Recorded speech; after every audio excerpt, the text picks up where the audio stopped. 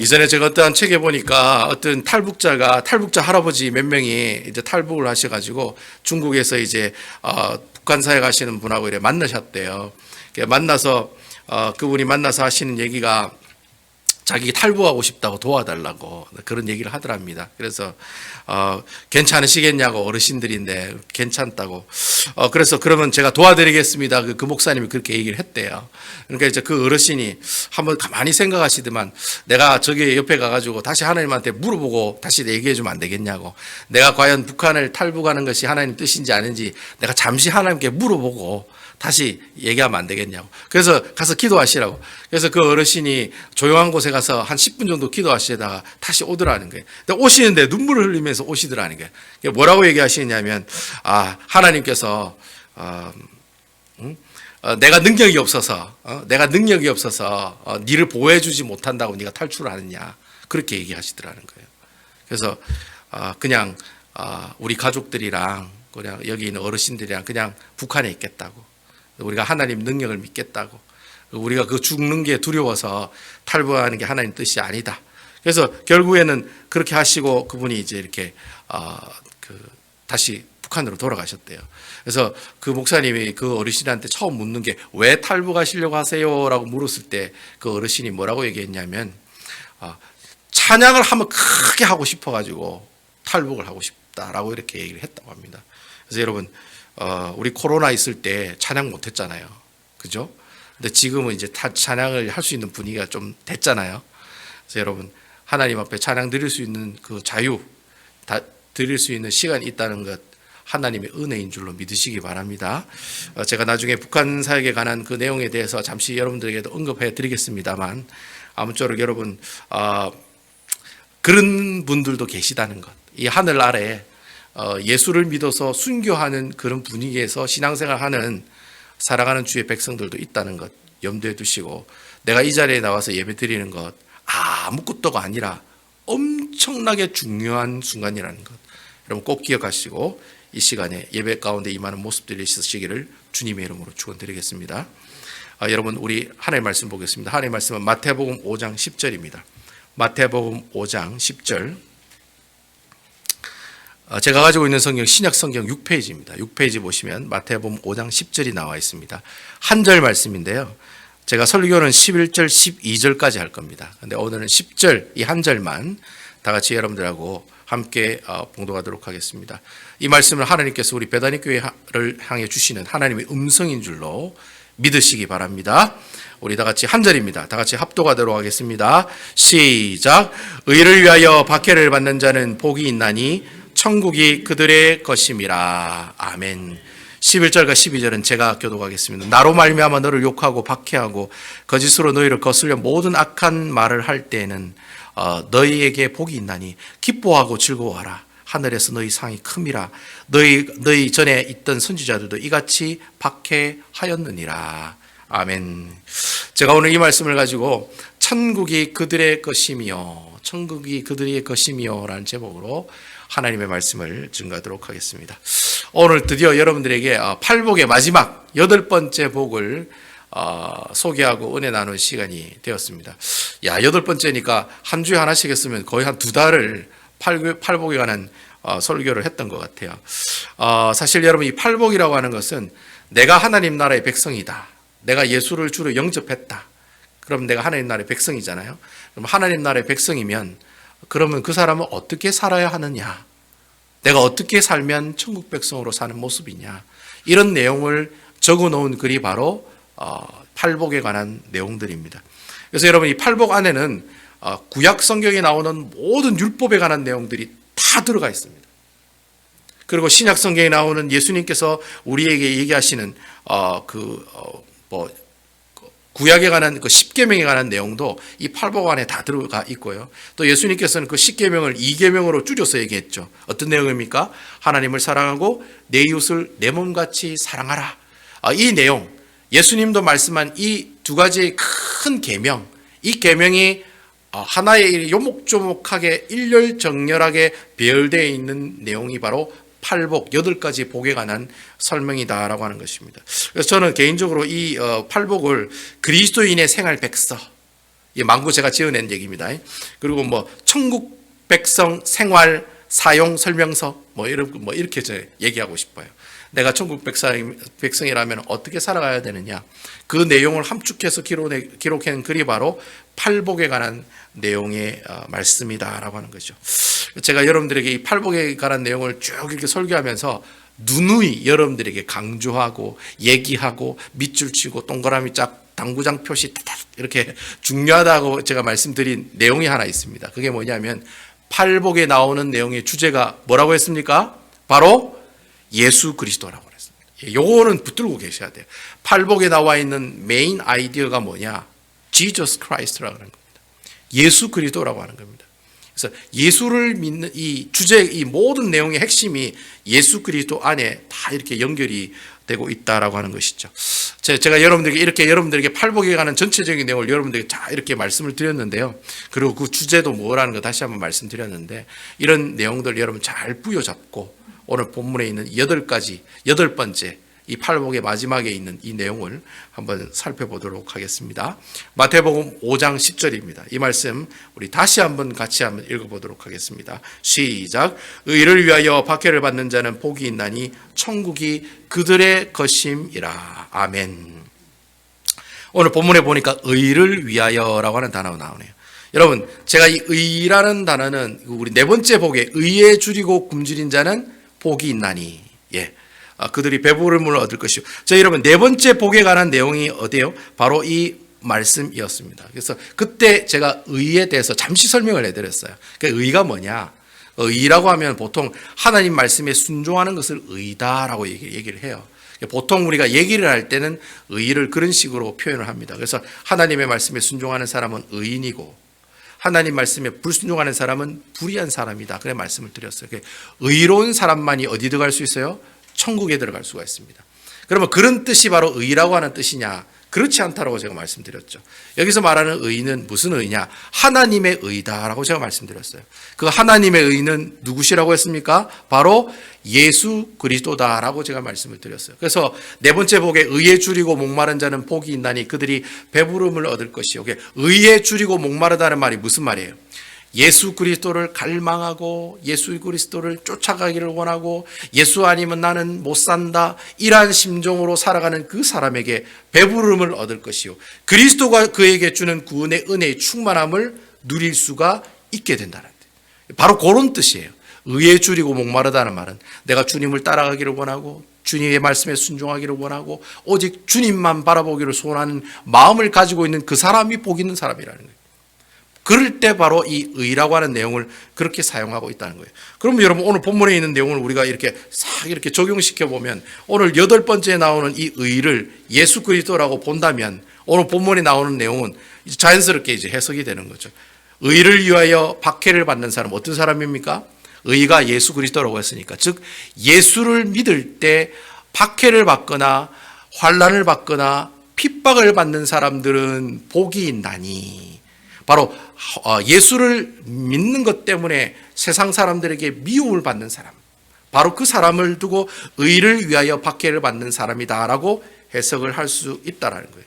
그래서 여러분, 내가 이 예수 그리스도 때문에 핍박을 받는 내용을 이제 11절에 보면 구체적으로 얘기해 놓고 있잖아요.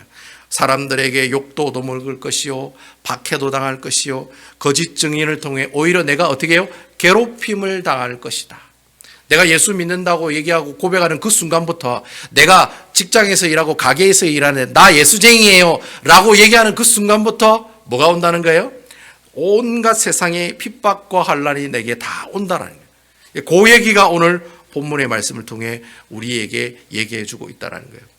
제가 이 마태복음에 있는 말씀들을 쭉 묵상하면서 흥미로운 사실을 하나 발견했는데요. 여러분, 마태, 마가, 누가, 요한 이 사복음서를 여러분 쭉 읽어보시면 이렇게 너희가 예수를 믿으면 환난을 받을 거야, 핍박을 받을 거야, 세상이 너를 미워할 거야, 이런 얘기가 가장 많이 나오는 내용이 어떤 책입니까? 바로 마태복음입니다. 다른 마가복음, 누가복음, 요한복음보다 마태복음에 유독 환난과 핍박과 고난에 관한 얘기가 굉장히 많이 나와요. 여러분, 마태복음 전반부에 보면 그런 내용을 살펴볼 수 있죠. 여러분, 마태복음 1장에 보면 예수님 족보가 나오죠. 족보 다음에 예수님의 탄생에 관한 얘기가 마태복음 2장에 나와요. 근데 여러분, 예수님이 탄생할 때 분위기가 좋았습니까? 안 좋았습니까? 안 좋았죠. 헤롯 왕이, 동방박사가 내가 왕을 뵈러 왔다고 하니까 혹여나 자기가 있는 이 왕직을 빼앗길까봐 어떻게 해요? 2세 이하의 아이들을 다 죽이라는 그런 비극적인 역사가 일어났다는 거예요. 그러니까 여러분, 예수님께서 베들레헴에 태어나실 때는 살벌한 분위기 가운데서 태어나셨다는 거예요. 그러니까 예수님이 오신다는 것 자체가 바로 환난과 어려움과 고난과 핍박 가운데 예수님이 탄생하셨다는 얘기를 마태복음은 얘기하고 있다는 거예요. 그래서 마태복음 초장에 봐도 예수님은 환난 가운데 오신 분이시구나, 그렇게 알 수가 있어요.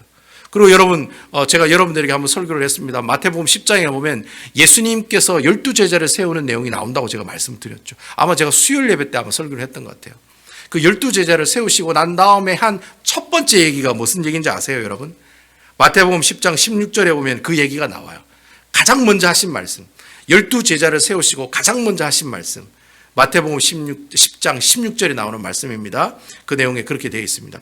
보라, 내가 너희를 보냄이 양을 이리 가운데로 보냄 같도다. 그러므로 너희는 뱀같이 지혜롭고 비둘기같이 어떻게 하라? 순결하라. 야, 너 지금 다 내 제자가 되었잖아. 그러면 너 분명히 가면 어떻게 해요? 오늘 본문에 있는 말씀처럼 양을 이리 가운데로 보내는 같다라고 지금 주님께서 말씀하고 있는 거예요. 너희들이 분명히 가면은 세상에 있는 이리들이 너를 뜯어먹고 죽이려고 할 것이다. 하지만 그런 가운데 너희는 어떻게 하라? 뱀같이 지혜롭고 비둘기같이 순결하라는 거예요. 너희가 앞으로 환난 가운데 있지만은 이러한 모습으로 살아가면은 어떻게 해요? 그 모습 가운데, 환난 가운데 있는 너희들이 그 환난을 이겨나갈 수 있는 힘이 될 것이다. 그런 내용이 마태복음 중간에 예수님 세우고 난 다음에 예수님이 처음으로 제자들에게 얘기하실 때 이런 얘기를 하셨다니까요. 그래서 환난에 관한 얘기를 또 하세요. 그리고 마지막 요즘 우리가 마태복음 24장에 있는 말씀 묵상하고 있잖아요. 여러분 맞죠? 예, 다 알고 계시는데 반응을 안 보이시는 거죠. 다 하고 계시죠? 마태복음 24장에 있는 말씀을 묵상하고 있잖아요. 여러분 마태복음 24장, 25장, 26장에 나오는 내용이 무슨 내용입니까? 종말에 관한 내용이에요. 세상의 마지막 때에 관한 얘기예요. 예수님께서 이 땅에 오실 때 그때에 관한 얘기가 마태복음 24장에 나옵니다. 그때 여러분 마태복음 24장 13절에 보면은 예수님께서 뭐라고 얘기하십니까? 그러나 끝까지 견디는 자는 어떻게 하리라? 구원을 얻으리라. 세상의 종말이 되면은 별의별 일들이 다 일어날 거라고요. 국가가 사회와 사회와 부모와 자식이 서로 사람과 사람과의 사이와 그리고 세상에 기근이 일어나고 또 자연 세계에 아주 그런 큰 홍수가 있다든지 기근이 있다든지 지진이 있다든지 이런 자연재해들이 있겠지만 그러나 어떻게 해요? 끝까지 견디는 사람은 어떻게 되리라? 그 사람이 구원을 얻으리라. 너희가 세상 중에 환난을 당하나 담대하라. 내가 세상을 이겨노라시니라. 예, 네가 환난 가운데 있지만 염려하지 말아라. 내가 너를 어떻게 했겠다? 끝까지 이겨서 구원을 얻게 해주시겠다는 그 얘기가 마태복음 후반부에 나와요. 그러니까 여러분 마태복음은 처음 중간 끝 얘기에 모든 얘기가 다 어떤 얘기로 줄줄이 비엔나로 연결되어 있습니까? 환난과 고난과 핍박과 세상의 미움을 받는 그런 얘기들로 꽉 차여 있는 내용이 바로 마태복음에 나오는 내용이더라는 거예요. 제가 이걸 발견하고 얼마나 좋았는지. 이건 제가 어디 신학자한테 배운 것도 아니고 큐티를 하다 보니까 그 내용이 그래 줄줄이 비엔나처럼 쭉 어떻게 해요? 처음부터 끝까지, 처음부터 나중까지 마태복음의 얘기가 환난이라는 주제로 다 연결이 되고 있다는 거예요. 그러면 마태복음에는 목사님 네가 환난을 당한다는 얘기만 있습니까? 그렇지 않다는 거예요. 여러분 성경을 보시면 마태복음 1장에 보시면 예수님께서 오시는데 어떤 분으로 오신다라고 우리에게 얘기하고 있습니까? 어떤 분으로 오신다고 얘기하고 있습니까? 임마누엘로 오신다고 말씀하고 있어요. 여러분 임마누엘이라는 뜻이 무슨 뜻입니까? 하나님이 우리와 함께 하신다는. 아멘입니까? 예수 그리스도께서 베들레헴에 환난과 핍박 가운데 탄생하셨지만 그 오신 그 예수 그리스도는 우리와 함께 하시는 분이시라는 거예요. 그러니까 예수님께서 환난도 던져주시지만 하나님께서 우리에게 뭐도 던져줘요? 하나님과 함께 하심에 예수 그리스도도 함께 어떻게 해요? 보내주셨다는 겁니다. 여러분 아멘입니까? 그러니까 우리 주님은 야 너 그래 고생해봐. 너 세상이 널 미워할 거야. 라는 말씀을 하신 게 아니라 아니야 괜찮아. 그 환난 가운데서도 어떻게 해요? 우리와 함께 하시니 임마누엘 대신 누구를 보내주세요? 예수 그리스도를 이 땅에 보내줬다는 얘기를 마태복음 처음에 하고 있다라는 거예요. 그리고 여러분 마태복음 28장 19절에 맨 마지막 내용이에요. 마태복음 28장 19절이 마태복음 제일 마지막에 있는 내용이에요. 그 제일 마지막에 있는 내용에 예수님께서 뭐라고 얘기하십니까? 부활 승천 하시기 전에 예수님께서 뭐라고 얘기하시죠? 내가 세상 끝날까지 어떻게 하리라? 너희와 항상 함께 하리라. 아멘입니까? 그러니까 여러분 마태복음은 머리부터 발끝까지 환난에 관한 얘기도 있지만 머리부터 발끝까지 무엇에 관한 얘기도 있어요. 내가 너와 함께 하리라. 아멘입니다. 그 얘기가 마태복음 1장부터 28장 맨 끝절까지 하나님께서는 계속해서 우리에게 말씀하고 계신다는 거예요. 결국 여러분 오늘 이 팔복에 나오는 이 8번째 복이 우리에게 주는 영적인 교훈이 그거예요. 오늘 이 8번째 복이 우리에게 주는 영적인 교훈이 그겁니다. 첫 번째 영적인 교훈은 우리가 예수를 믿는다면은, 내가 예수를 믿고 예수쟁이가 되면 그 순간부터 환난과 핍박이 오는 것은 지극히 어떠한 것이다? 당연한 것이다. Of course. 당연하다는 거예요. 내가 예수 믿는 사람이면 환난이 오고 핍박이 오고 고난이 오고 세상이 나를 미워하고 내 가족이 예수 믿는다고 나를 미워하는 그 현상은 지극히 당연한 일이다라는 거예요. 그걸 이상히 여길 필요가 없다라는 것입니다. 우리가 예수를 믿으면 때로는 예수 믿으면 복 받습니다. 맞는 말이죠. 예수 믿으면 충만하고 예수 믿으면 치유받고 예수 믿으면 하나님께서 주시는 행복으로 살아갈 수가 있습니다. 당연한 얘기죠. 그런 당연한 얘기 가운데 또 다른 얘기가 있습니다. 그것은 바로 우리가 예수를 믿으면 또 무엇도 하나님께서 주세요? 환난도 패키지로 행복사에 살 끼워서 넣어주신다는 거예요. 너 잘 먹고 잘 살아라 하고 하나님께서 우리에게 복만 주시는 게 아니라 뭐도 같이 주세요? 환난도 함께 같이 주신다는 거예요. 바로 그분이 우리 주님이시라는 거예요. 그래서 여러분 요한복음 15장 19절에서 20절에 있는 말씀에 보면은 예수님께서 직접 그렇게 얘기하세요. 뭐라고 얘기하시느냐면 너희가 세상에 속하였으면 세상이 자기 것을 사랑할 것이나 너희는 세상에 속한 자가 아니요 도리어 내가 너희를 세상에서 택하였기 때문에 세상이 너를 미워하는 것이니라. 20절 내가 너희에게 종이 주인보다 더 크지 못한다는 말을 기억하라. 사람이 나를 박해하였은즉 너희도 박해할 것이요 내 말을 지켰은즉 너희 말도 지킬 것이라. 여러분 예수님께서도 직접 말씀하시잖아요. 세상이 너를 미워할 거다. 내가 너를 콕 찝는 그 순간부터 세상은 너를 어떻게 할 것이다? 미워할 거라는 거예요. 세상은 여러분들이 세상을 쫓아가고 세상을 바라보고 세상과 같이 짝짝꿍하는 그런 모습들을 원해요. 이 세상의 모든 주관자를, 세상에 있는 모든 정세와 모든 권세를 잡고 있는 이 악한 사탄 마귀는 여러분들과 함께 이렇게 세상과 함께 짝짝꿍이 되기를 원해요. 그런데 여러분 예수를 믿는 그 순간부터 어떻게 해요? 그 모든 세상의 짝짝꿍과는 이별이 된다는 거예요. 그러니까 여러분 세상에 있는 모든 공중 권세 잡은 자가 좋아하겠어요? 싫어하겠어요? 당연히 싫어한다는 거예요. 그래서 우리에게 고난과 환난 가운데 있고 세상이 우리를 미워하는 그런 환경 가운데 임하게 된다라고 하는 것입니다. 그래서 여러분 예수님께서 죽으시고 부활하시고 난 다음에 승천하시고 난 다음에 예수님의 제자들이 어떻게 살았습니까? 예수님이 걸어가신 길 따라가면서 살았어요. 예수님께서 십자가에서 못 박혀 죽으셨던 것처럼 사도 요한만 빼고 예수님 12제자 중에 사도 요한만 빼고 11명의 제자, 11명의 제자들은 모두 다 어떻게 해요? 나중에 우리가 마띠아를 뽑습니다만 모든 제자들이 다 어떻게 해요? 순교하게 됩니다. 그리스도의 복음을 증거하는 그 순교의 피 위에 뭐가 세워져요? 교회가 세워졌다는 거예요. 예수님께서 걸어가신 그 길을 따라가면서 뭐가 세워져요? 교회가 만들어지고 교회가 세워졌다라고 하는 거예요. 그러니까 내가 예수를 믿고 예수님을 따라갑니다. 예수님을 쫓아갑니다. 이 말이 무슨 말이에요? 예수님의 십자가를 지고 갑니다라는 말하고 같은 말이라는 사실. 여러분 이 사실 믿으십니까? 내가 예수를 믿어요 라는 순간은 내가 십자가를 지고 걸어가는 고난의 길을 걸어가는 사람이에요 라는 말하고 똑같은 말이다라는 거예요. 그러니까 여러분 예수님에 따르는 길은 엄밀히 말하면 꽃길이 아니에요.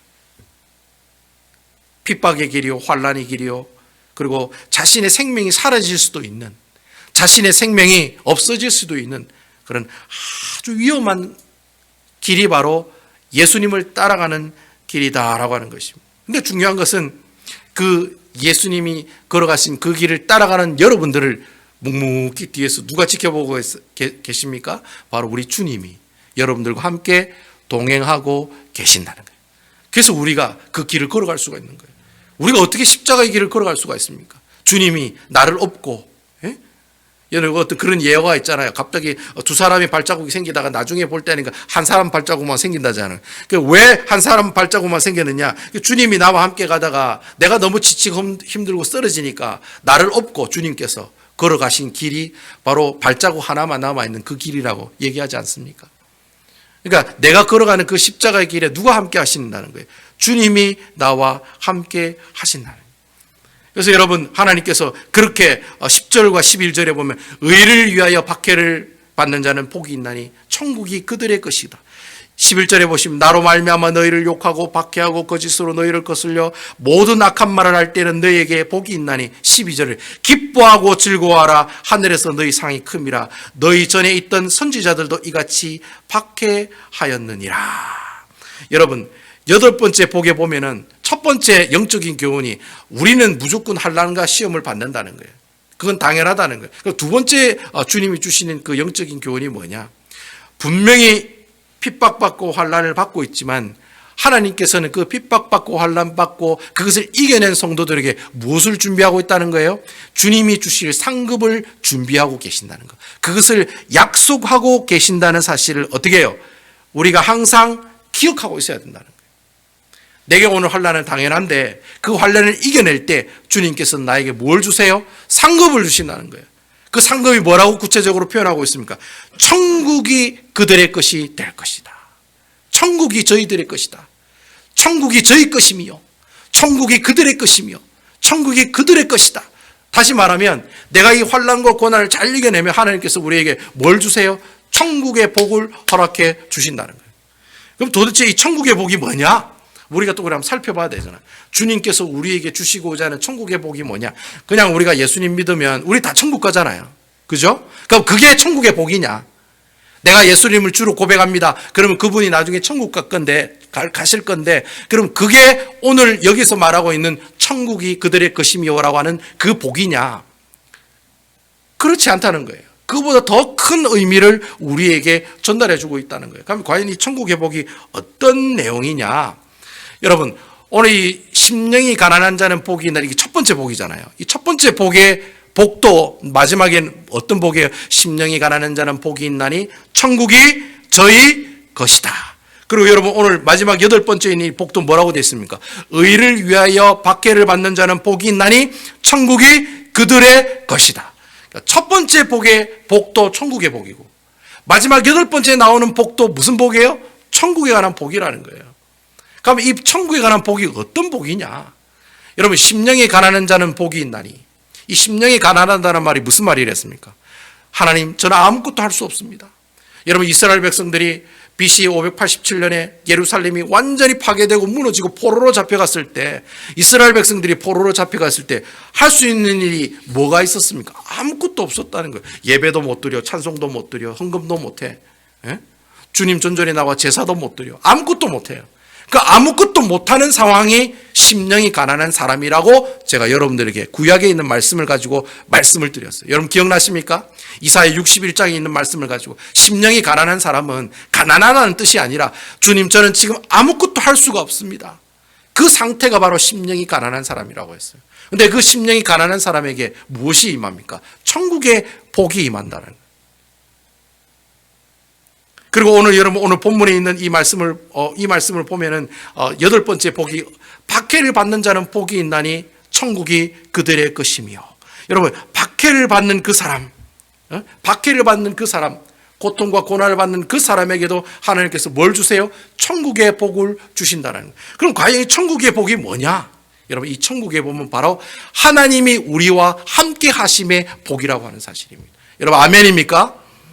하나님이 우리와 함께 하시다. 임마누엘의 복이 천국의 복이에요. 내가 아무것도 할 수 없습니다, 주님. 그럼 내가 할 수 있는 방법은 한 가지밖에 없습니다. 주님이 나와 함께 하시는 것입니다.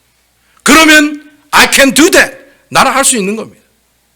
나는 예수 그리스도가 안 계시면 할 수 없지만 주님이 나와 함께 동행하시면 나는 할 수 있다는 거예요. 바로 그게 여러분 심령이 가난한 자가 받는 천국의 복이에요. 그리고 여러분 내가 환난과 핍박 가운데 있을 때 그 환난과 핍박을 이겨낼 수 있는 그 힘이 어디서 나와요? 하나님과 함께 하실 때 그 놀라운 역사가 일어난다는 거예요. 그러니까 여러분 오늘 여덟 번째 복이 말하는 이 천국의 복과 첫 번째 심령이 가난한 사람들이 받는 그 첫 번째 복, 그 복, 천국의 복, 이 복은 바로 어떤 복을 얘기하는 겁니까? 바로 하나님이 나와 항상 함께 하신다는 복, 그 복이 바로 천국의 복이다라고 하는 것입니다. 여러분 천국이라는 곳이 어떤 곳이죠? 하나님의 영광이 충만한 곳이 천국이에요. 하나님의 영광이 충만하다는 말이 무슨 말입니까?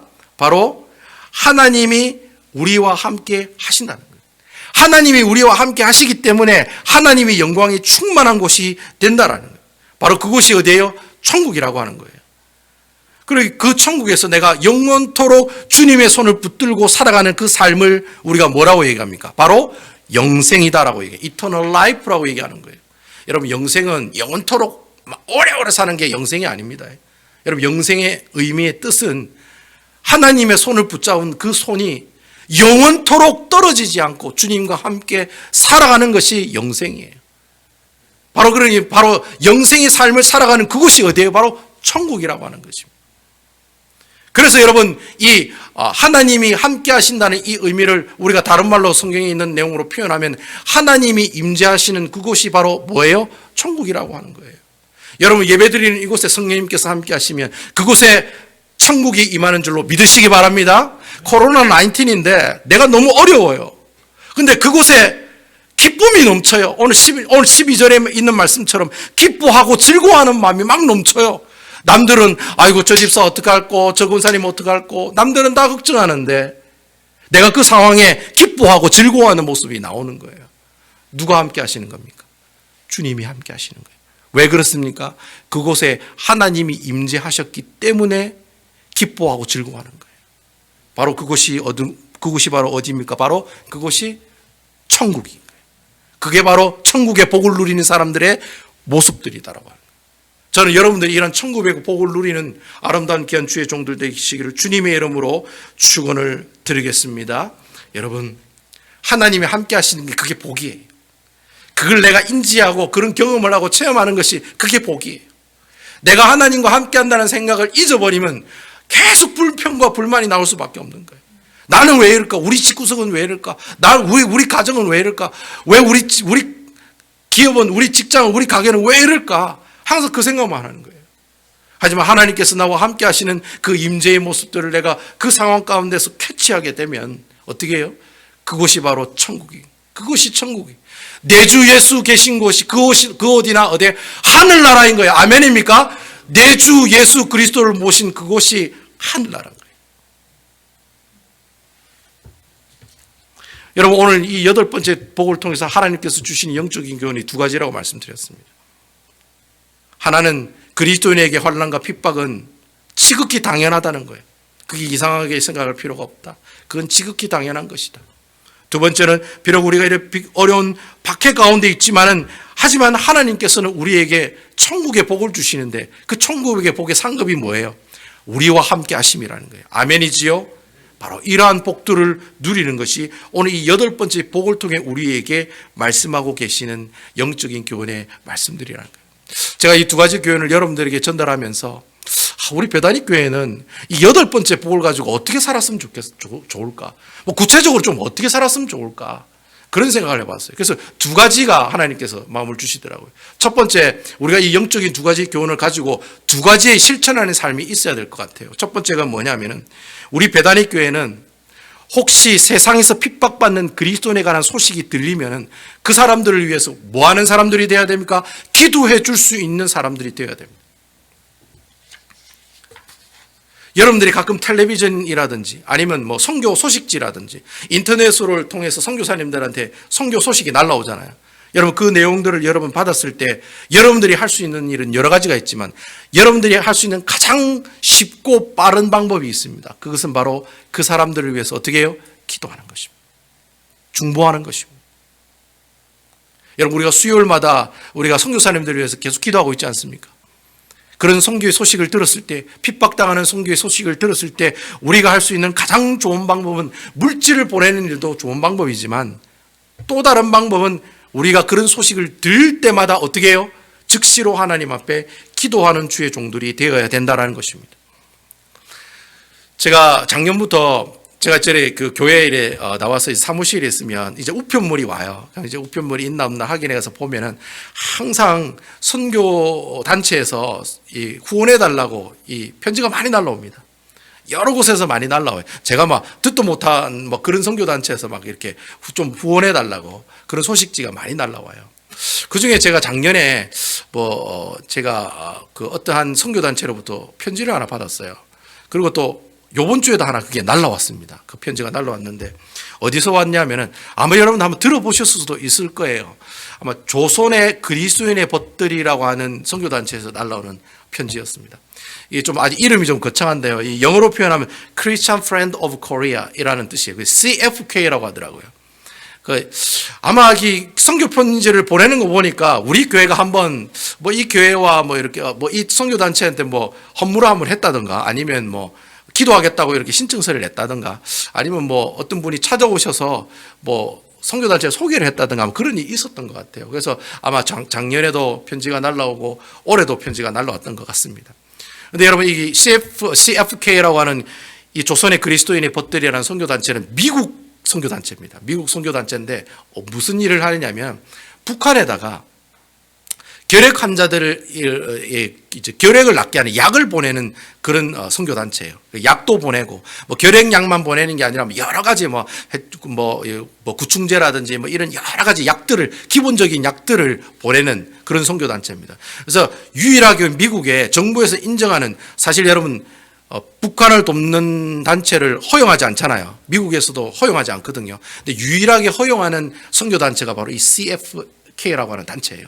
이거 말고 또 하나가 제가 더 있는 걸로 알고 있는데 유일하게 그 2개인가 3개 정도만이 미국 정부가 인정하는 북한을 돕는 기독교 선교 단체예요. 그래서 그 단체 중에 하나가 이제 이 CFK인데 본부가 샬롯에 있습니다. 바로 가까운 데 있어요. 그래서 그 선교 단체가 편지를 보냈는데 그 편지 내용이 그래요. 작년에 7월 달에 컨테이너 박스 2개, 그러니까 결핵약이랑 종자씨랑 북한에 씨가 없으니까 이런 농사지을 감자씨라든지 이런 종자씨가 별로 없으니까 그런 종자씨, 그리고 이제 물이 이제 더러우니까 물을 깨끗하게 할 수 있는 정수기 이런 것들을 이제 북한 땅으로 보내려고 컨테이너 2박스를 준비했는데, 여러분 아시다시피 작년에 코로나19 때문에 문이 막힌 거예요. 코로나19 때문에 북한 스스로가 아예 그냥 국경을 다 폐쇄를 시켜버렸어요. 그러니까 그 사람들에게 약을 준다고 해도 그 사람이 받지를 않는 거예요, 지금. 그러니까 하루바삐 이 컨테이너 2박스 이 약이 정말 북한에 필요한 사람들에게 전달될 수 있게 해달라고 그런 기도 제목이 날라왔더라고요. 그러면서 이분들이 이제 지속적으로 계속해서 선교사도 파송을 해요.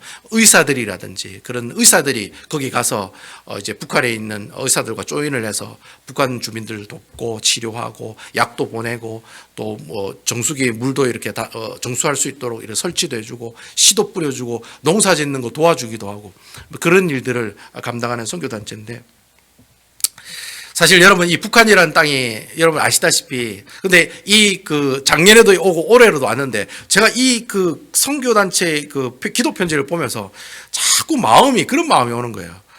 우리가 이 북한은 우리 동포인데 우리가 참 우리 교회가 지금 아프리카에도 이렇게 우리가 선교를 하고 있는데 우리 교회가 이 북한을 위해서 이렇게 돕는 그런 길들이 있어서 참 좋겠다는 그런 생각이 들더라고요. 우리가 당장은 어떻게 하지는 못하더라도 기도를 할 수 있지 않겠는가. 그래서 제가 앞으로 수요일 날에 꼭 북한을 위해서 기도하는 기도 제목을 넣어야 되겠다. 앞으로 이 북한 동포들이 앞으로 해방이 되면은 이렇게 어쨌든 나라가 이렇게 좋은 분위기로 평화적으로 이렇게 통합이 되면은 어쨌든 북한 땅에도 예수 믿는 사람들이 있고 교회가 세워질 거 아닙니까? 그래서 그럼 아직도 지하교회에서 목숨을 걸고 예수를 믿는 북한 주민들이 너무나도 많거든요. 그래서 그런 북한에 있는 우리 동포들을 위해서 기도하는 시간을 가져야 되겠다. 그런 생각이 들더라고요. 여러분 아시다시피 북한은 기독교 박해주수 10년 동안 부동의 1위 자리를 차지하고 있는 나라가 바로 북한입니다. 북한 다음이 이제 아프가니스탄 뭐 이렇게 쭉 이래 나가는데 북한이 최고로 기독교를 핍박한 1위 국가의 나라입니다. 여러분 그런 나라를 위해서 우리가 기도하는 것이 바로 우리 베다니 교회가 앞으로 선교를 하는 그런 목적을 두고 있다면 바로 그런 북한을 위해서 기도하고 중보하는 모습들이 필요하지 않을까. 그래서 우리가 이 북한을 위해서 기도하는 모습들이 우리에게 있어야 되겠다. 북한 동포들이 핍박을 받고 있고 고난을 받고 있다는 소식을 들으면 우리가 기도하는 사람들이 되어야 되겠다. 그게 바로 우리 베다니 교회 성도들이 되어야 되겠다. 그걸 하나님께서 기뻐하신다.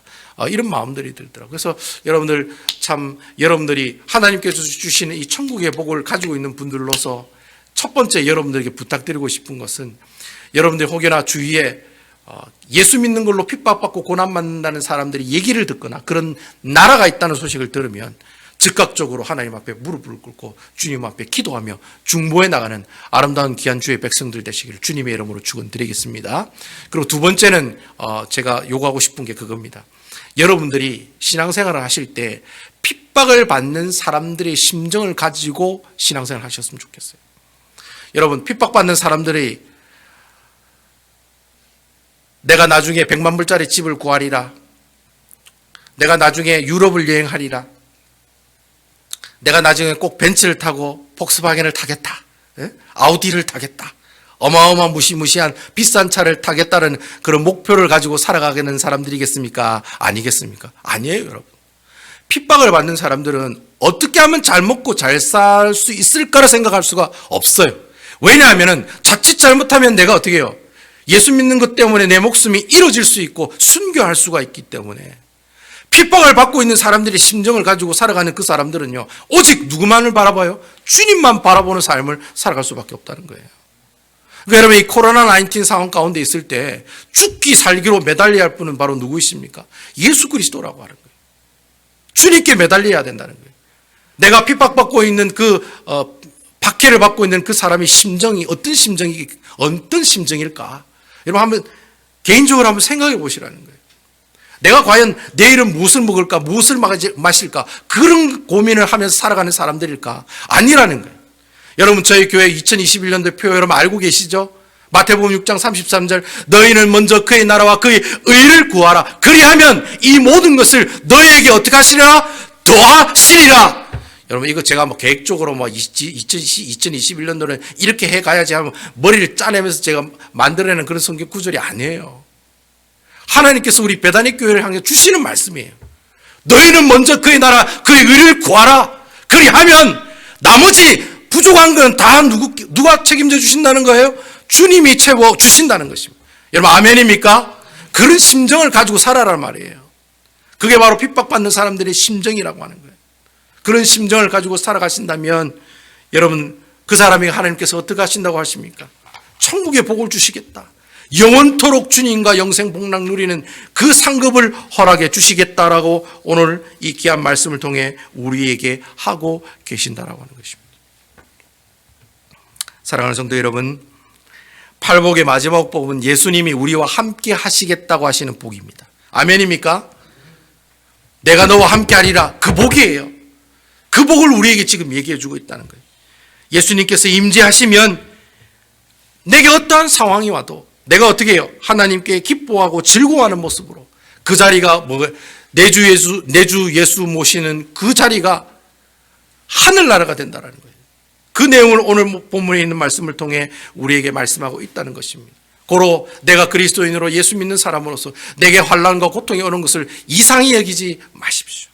오히려 당연한 것으로 여기시고 오히려 그 박해 끝에는 하나님과 나와 함께 영원히 거하시겠다는 영생 복락의 축복을 주신다는 것, 이 놀라운 상급을 바라보시면서 살아가는 여러분 되시기를 바랍니다. 북한을 위해서 기도하는 여러분 되시기 바랍니다. 정말 핍박을 받고 있는 그 사람들의 심정을 가지고 살아가시는 여러분 되시기를 바랍니다. 천국의 복은 하나님이 우리에게 주시겠다고 하신 상급입니다. 아멘입니까? 우리에게 주시겠다고 한 약속이에요. 이러한 귀한 복들, 이러한 귀한 약속들, 이런 귀한 상급을 기억하시면서 앞으로 하나님께서 우리에게 베풀어 주시는 그 놀라운 이 마지막에 박해받는 자는 복이 있나니 천국이 저희 것이다 라고 하는 이 천국의 복을 누리며 살아가시는 아름다운 우리 베다니 교회 성도 여러분들이 다 되시기를 주님의 이름으로 축원드리겠습니다.